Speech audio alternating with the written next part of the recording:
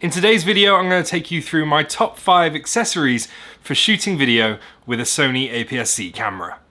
Little disclaimer though, I'm not saying you should use all of these things all of the time in every situation. I'm just saying these are my favorite accessories for shooting video. That being said though, I am going to do a build with these accessories as we go along, just for fun. Accessory 1 is going to be a cage. A cage is a cheap way to make your camera super versatile. Because you've got all of these mounting points, you've got an extra hot shoe, the cage really is the foundation of any build on any camera.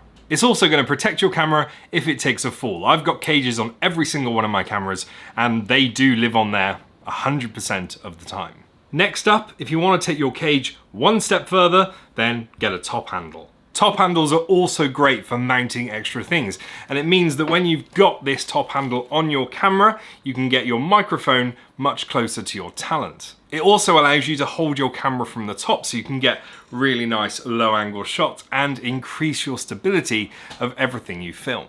Again, loads of extra mounting points if you want to really deck your camera out. I don't always use a top handle. In fact, I only use it when I'm shooting handheld. If I'm using a gimbal or a tripod or a monopod, I never have the top handle on it. But when I need it, it is really handy to have. Wait!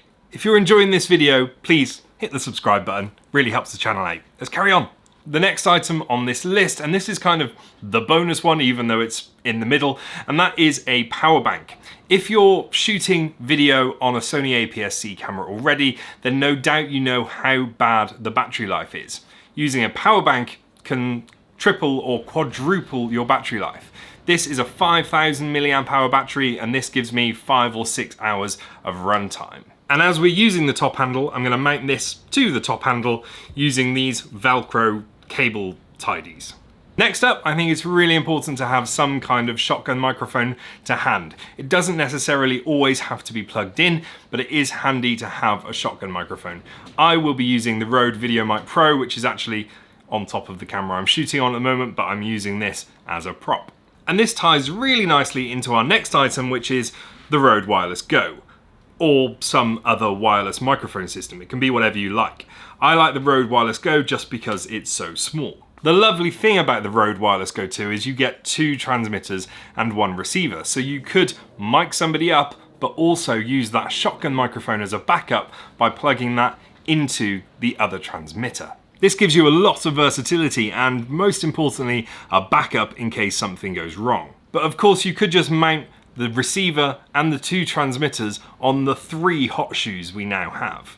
And the final item is a matte box. Matte boxes are essentially a big lens hood. They're going to stop the light coming down from the sun and creating lens flares all over the place. They're going to help you control that light, control your exposure, control your contrast a lot better. And the second reason for using a matte box, and this may be quite a silly reason, but it does really make your camera look more professional.